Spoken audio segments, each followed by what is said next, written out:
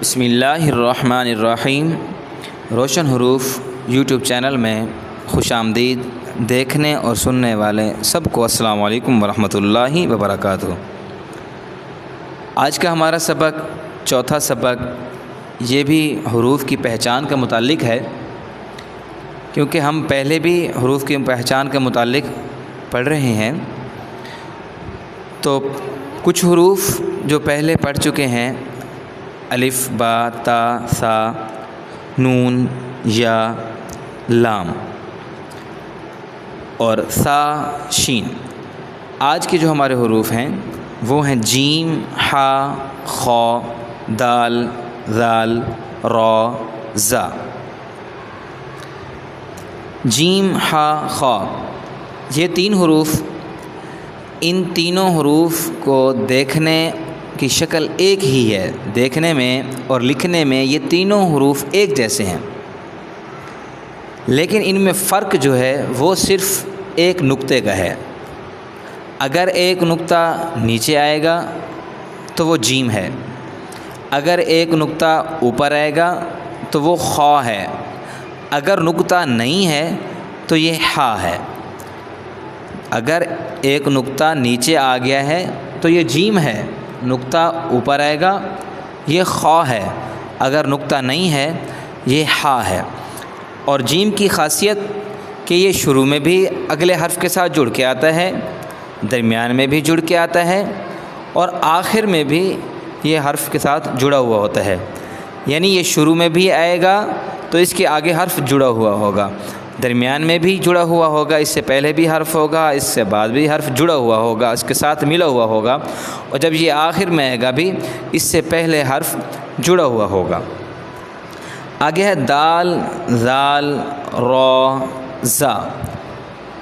یہ چار حروف یہ بھی لکھائی میں ایک جیسے ہی آتے ہیں، لیکن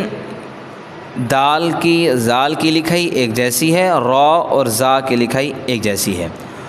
اور نقطوں میں فرق، دال میں نقطہ نہیں ہے، ذال کا ایک نقطہ ہے، را کا نقطہ نہیں ہے، زا کا نقطہ ہے۔ یہ ہمیں پہلے الگ الگ ان کو دیکھ کر ان کی پہچان کرنی ہوگی کہ یہ دال ہے یا را ہے، ذال ہے یا زا ہے۔ اور ان کی خاصیت یہ جب کسی حرف کے شروع میں ہوں گے تو ان کے ساتھ اگلا حرف جڑا ہوا نہیں ہوگا، یہ شروع میں آئیں گے تو ان کے ساتھ جو آگے حرف آئے گا وہ جڑ کر نہیں آئے گا، اور یہ درمیان میں بھی نہیں آئیں گے، آخر میں آئیں گے اور ان کی اپنی شکل ہوگی۔ دال ذال را زا، ان چاروں کی یہ خاصیت ہے کہ جب یہ شروع میں آئیں گے تو ان کے ساتھ اگلا حرف جڑا ہوا نہیں ہوگا، درمیان میں یہ بالکل نہیں آئیں گے جڑے ہوئے، درمیان میں کسی لفظ کے درمیان میں یہ جڑے ہوئے نہیں ہوں گے، بلکہ یہ الگ آئیں گے۔ شروع میں آئیں گے الگ، اپنے جس طرح یہ لکھے ہوئے ہیں اسی طرح ہوں گے، درمیان میں آئیں گے بھی اسی طرح ہوں گے، آخر میں آئیں گے تو ان سے پہلے حرف جڑا ہوا ہوگا۔ درمیان کا مطلب کہ اس سے پہلے حرف بھی جڑا ہوا نہیں ہوگا، اس سے بعد بھی حرف جڑا ہوا نہیں ہوگا۔ شروع میں آئیں گے کا مطلب کہ جب یہ شروع میں ہوں گے، کسی لفظ کے شروع میں آئیں گے تو یہ اکیلے ہی آئیں گے، اس کے بعد جو حرف آئے گا دال ذا را زا، ان کے بعد جو حرف آئے گا وہ ان کے ساتھ بالکل جڑا ہوا نہیں ہوگا، یہ صرف آخر میں آئیں گے، جس طرح الف آخر میں آتا ہے۔ الف کی بھی یہی خاصیت تھی کہ الف وہ بھی آخر میں جب آئے گا تو جڑا ہوا ہوگا، ورنہ وہ درمیان میں اور شروع میں وہ بھی کسی حرف کے ساتھ جڑ کر نہیں آتا،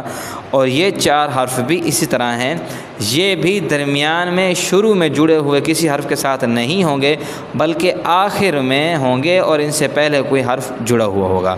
امید ہے آج کے سبق کی سمجھ آ گئی ہوگی۔ دعا ہے اللہ تعالیٰ مزید ہمیں